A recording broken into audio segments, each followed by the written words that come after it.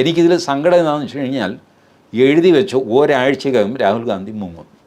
2 മാസത്തേക്ക് പുള്ളിയെ പിന്നെ കാണില്ല. ഇപ്പം തിരഞ്ഞെടുപ്പൊന്നും ഇല്ലല്ലോ എന്നും, ബീഹാർ വരാനൊക്കെ ഇരിക്കുന്നല്ലേ ഉള്ളൂ. പുള്ളി മുങ്ങും. പുള്ളിയെ കണ്ട് എടുത്ത് ചാടി ഈ സുനിൽകുമാറൊക്കെ വഴിയാധാരമായി പോകും. പുള്ളി ഇടയ്ക്കിടയ്ക്ക് ഒരൊറ്റ മുങ്ങലുണ്ട്.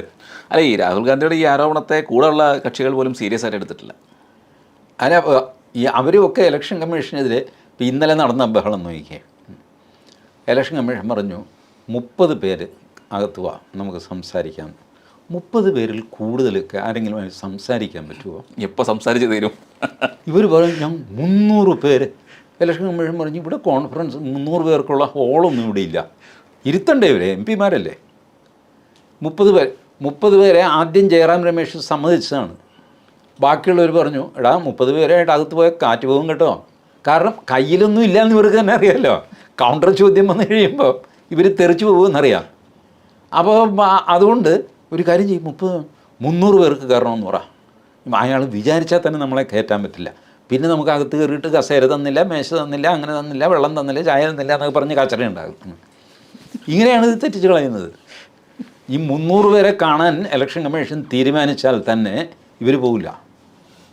തൽക്കത്തോറ സ്റ്റേഡിയത്തിൽ നമുക്ക് കാണാം എന്ന് പറയും. 300 പേരോ 350 പേരോ ഞങ്ങൾ അവിടെ ഇരുന്ന് തരാം എന്ന് പറഞ്ഞാൽ പോലും ഇലക്ഷൻ കമ്മീഷനെ മുഖാമുഖം കാണാൻ ഇവർ തയ്യാറാവില്ല.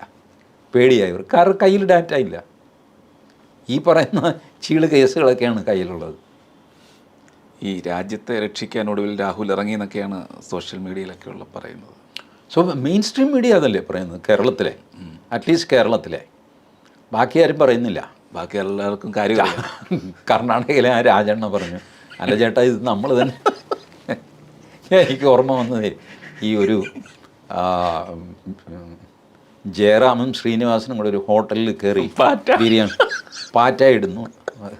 അത് നമ്മൾ തന്നെ ഇട്ടതല്ലേ രാമേന്ദ്ര എന്ന് ചോദിക്കും. ഇതാണ്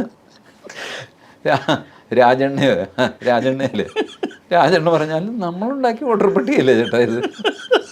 അന്നാരും ഒന്നും മിണ്ടിയില്ലല്ലോ. വെക്കടാ രാജി എന്ന് പറഞ്ഞിട്ട് അയാളെ കൊണ്ട് രാജിവെപ്പിച്ച് അയാളെ പുറത്താക്കി. പാവം സാധു മനുഷ്യനെ. പുള്ളി കാരണം ഇത്ര വലിയ ബഹളം നടക്കുന്നതുകൊണ്ട് പുള്ളി കഷ്ടം തന്നെ. ഏതായാലും ശരി, നോക്കാം.